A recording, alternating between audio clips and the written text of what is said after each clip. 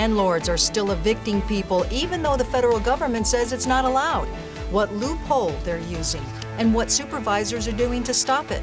Good evening. Thank you for joining us. I'm Valerie Cavazos. And I'm Pat Paris. The loophole has to do with technicalities in contracts. The rate of those types of evictions is spiking since the CDC paused other types of evictions. And on your side, Luz Delia Caballero has the details. Supervisor Matt Hines has this message for landlords hoping to evict tenants because they can't pay rent.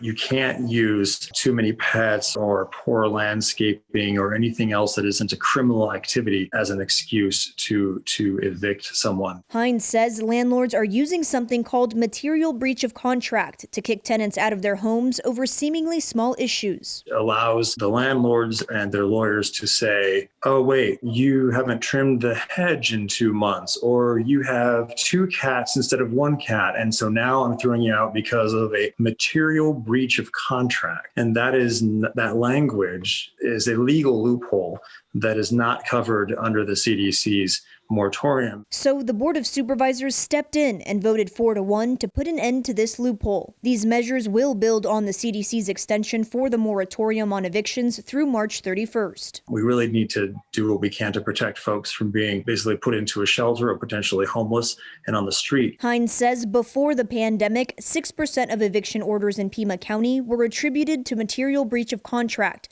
That number now stands at 21%. And remember, this isn't an anti-landlord effort here, because I understand that they need to get paid. And this doesn't take it, just like the CDC moratorium, it doesn't say that you all of a sudden don't owe rent or back rent. That's all still true. Just like criminal activity inside a rental can get the tenant evicted. But the goal of the motion that I made was to protect people from getting around the CDC moratorium, which we've seen them doing more and more. For more information on eviction protection, visit our website, KGUN9.com.